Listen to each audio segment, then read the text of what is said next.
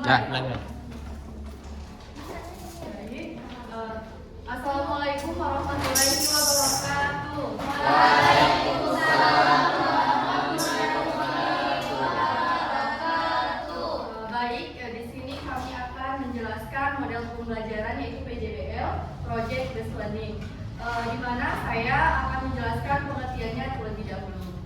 PJBL atau Project Based Learning merupakan suatu proyek yang dilakukan untuk mendalami pengetahuan atau keterampilan yang dimiliki oleh siswa dengan cara memberikan siswa suatu permasalahan yang dapat diselesaikan oleh suatu proyek atau suatu proyek. PJBL juga merupakan suatu model pembelajaran yang melibatkan siswa secara langsung atau secara nyata. Bisa berupa penelitian yang akan menghasilkan suatu proyek. Itu saja, selanjutnya akan dijelaskan oleh rekan saya.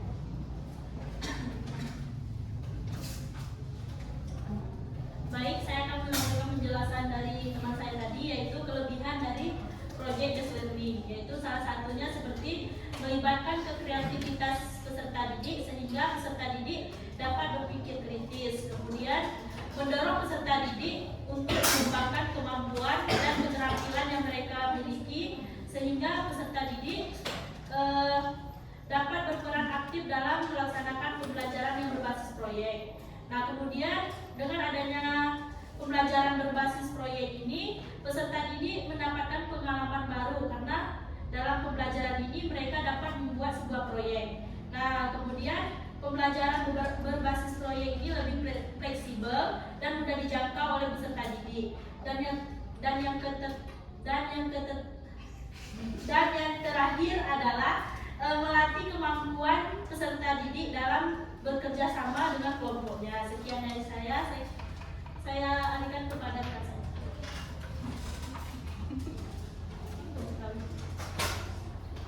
Baik, selanjutnya di sini saya akan menjelaskan kekurangan dari PJBL ini, yaitu yang pertama membutuhkan biaya yang lebih. Tentunya membuat proyek membutuhkan biaya untuk membeli alat, bahan, atau perlengkapan tertentu yang diperlukan. Dan kadang tidak semua siswa mampu untuk membeli perlengkapan yang mereka perlukan. Apalagi kalau misalnya mereka disuruh untuk membuat proyek yang membutuhkan biaya yang cukup mahal. Kemudian kedua, kekurangan dari PJBL ini yaitu memerlukan waktu yang lama. Membuat proyek tidak bisa selesai dalam sehari. Hal itu dapat mengakibatkan waktu di dalam kelas berkurang untuk materi yang lainnya.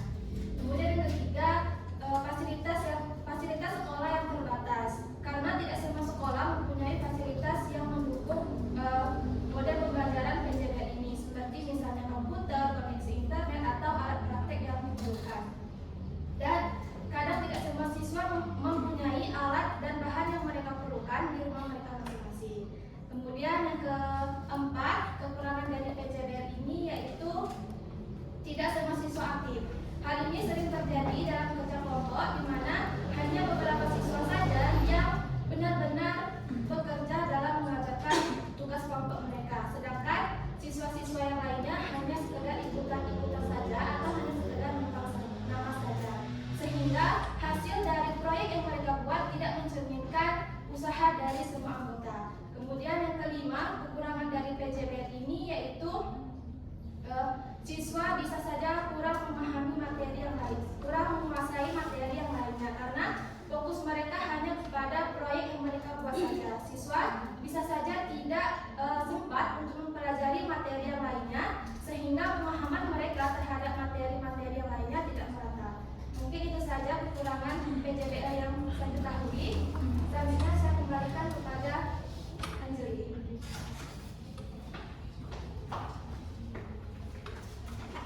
Baik teman-teman, di sini saya akan melanjutkan menjelaskan mengenai tentang penerapan PJBL dalam proyek bersih.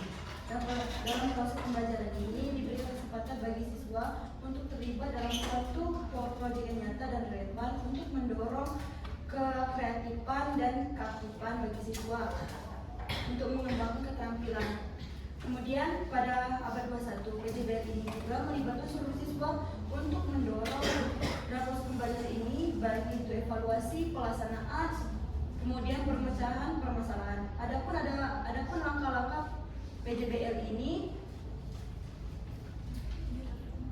Yang pertama yaitu menjadi 6 bagian. Yang pertama yaitu menentukan permasalahan berdasarkan permasalahan pertanyaan. Yang kedua yaitu membuat suatu proyek. Yang ketiga yaitu menyusun jadwal. Yang keempat yaitu memantau kemajuan suatu proyek tersebut. Yang kelima yaitu penilaian hasil. Yang keenam yaitu evaluasi dan pengalaman.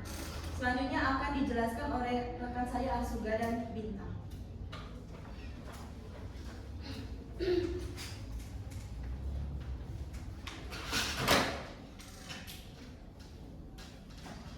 Baiklah, di sini saya akan menjelaskan tentang langkah-langkah penerapan dari PJBL ini sendiri.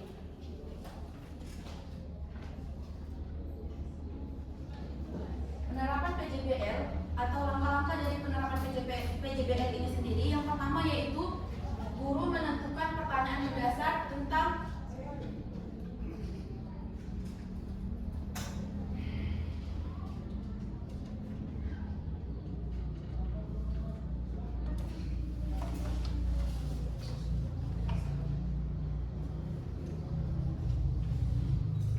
di mana di sini guru menentukan pertanyaan mendasar tentang fokus proyek yang akan dibuat. Setelah itu,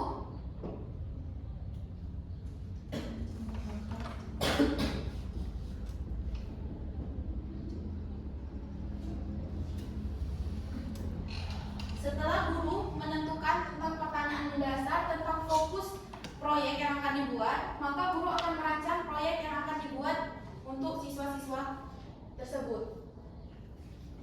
Yang ketiga yaitu penjadwalan,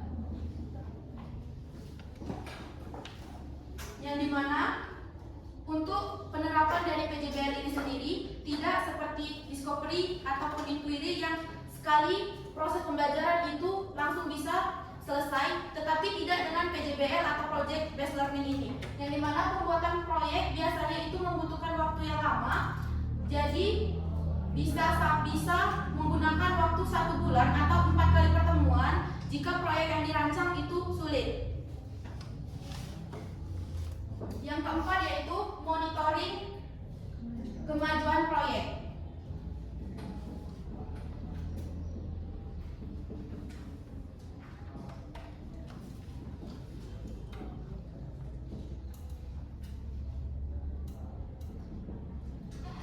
Yang dimana di sini guru memantau tentang kemajuan proyek yang dilaksanakan oleh siswa itu sesuai dengan tahapan penjadwalan yang sudah direncanakan.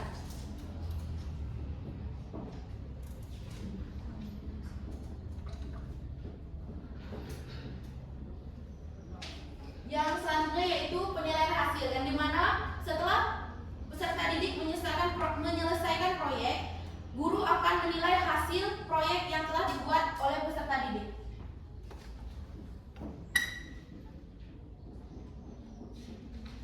Yang terakhir yaitu evaluasi, yang dimana di sini guru mengevaluasi seluruh kegiatan proyek dari awal sampai akhir, bukan hanya tentang hasil saja, tetapi di sini dinilai tentang tahapan-tahapan yang telah dilaksanakan. Mungkin itu saja penjelasan dari saya akan dilanjutkan oleh rekan saya.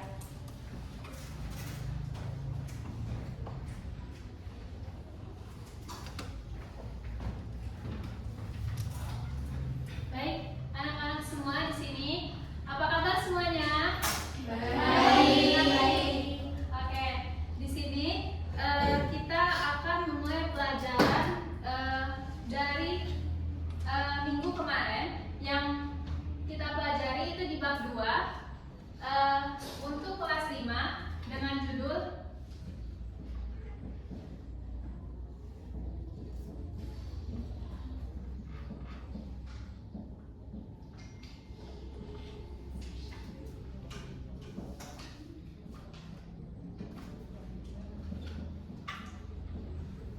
lebih dekat dengan nama-nama Allah. Oke anak-anak, di minggu kemarin kita sudah mempelajari tentang nama-nama Allah. Yang kita pelajari kemarin itu ada 5 nama-nama Allah. Yang pertama, ada yang tahu apa saja? Al-Qayyum.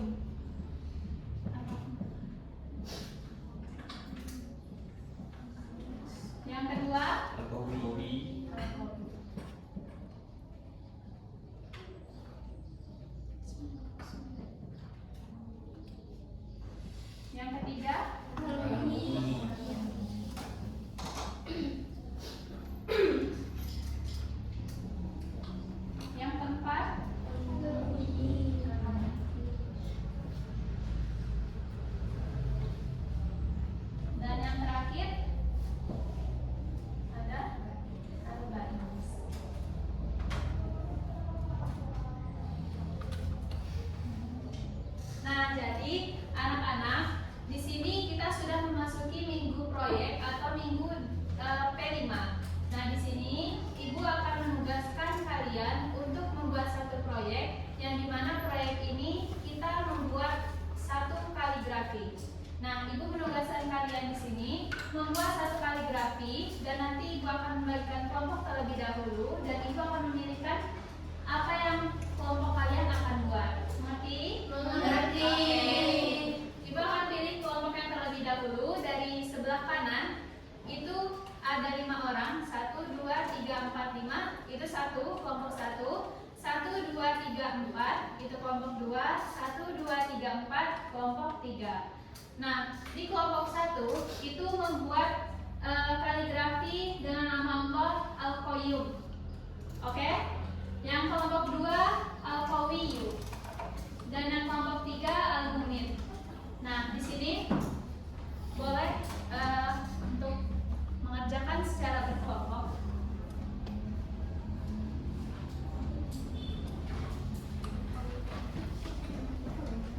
Ibu akan memberikan waktu selama 30 menit dan nanti akan Ibu periksa kembali bagaimana proses kalian dalam membuat kaligrafi ini.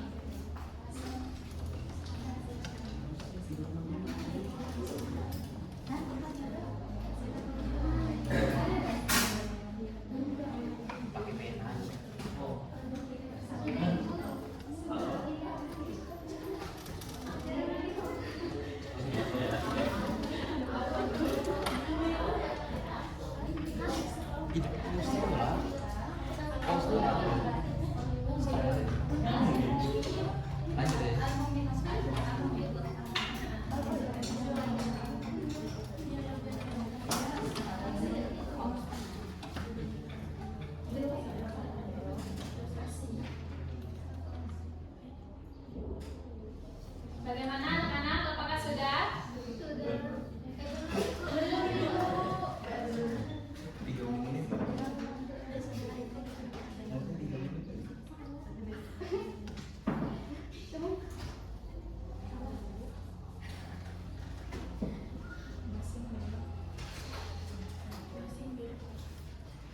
Oke, baik, kelompok yang sudah boleh kumpul ke depan.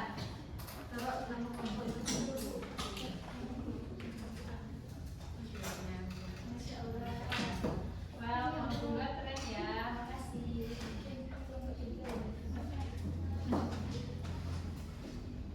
Bagaimana kelompok 1 dan 3? Sebentar lagi, Bu.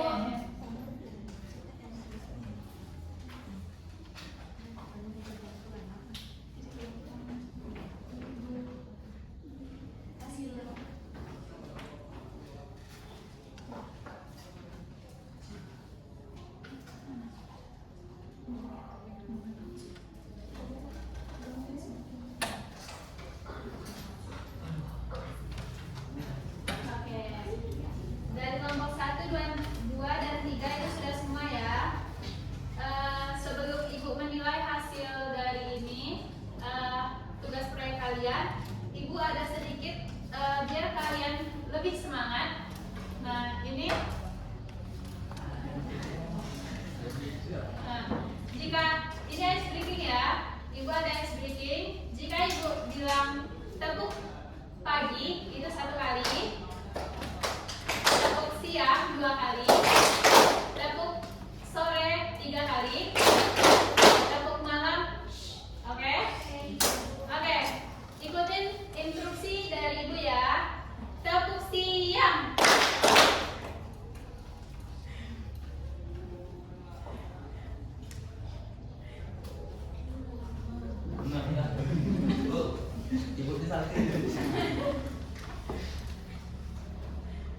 Tepuk malam.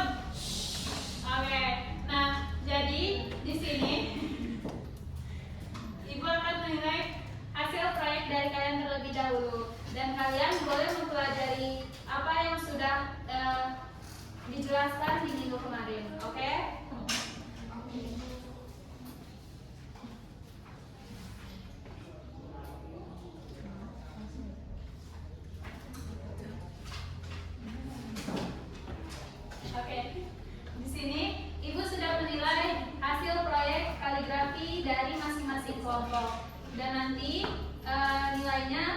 akan dicantumkan di buku nilai yang sudah ada. Nah, di sini setelah kita mengerjakan proyek, kita akan melakukan evaluasi. Jadi, dari hasil kegiatan kita hari ini, dari hasil proyek yang telah kalian buat, dari anak-anak sekalian, adakah yang bisa memberikan masukan atau evaluasi dari hasil proyek kali ini?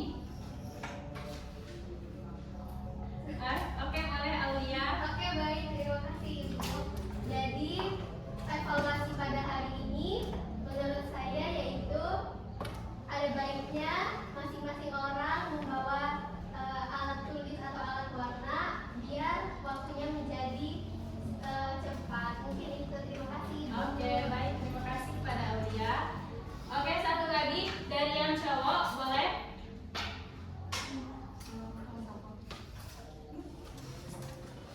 Oke, pada Hakam dipersilakan. Mungkin kertasnya disediakan kertas yang lebih khusus untuk menulis kaligrafi biar lebih indah dan bisa dipajang di dinding kelas. Terima kasih. Oke, baik, terima kasih kepada Hakam. Nah, dari evaluasi atau kritikan dan masukan dari teman-teman atau anak-anak sekalian, bisa kita ambil dan kita bisa lebih mempersiapkan kembali proyek-proyek ke depan yang akan kita buat.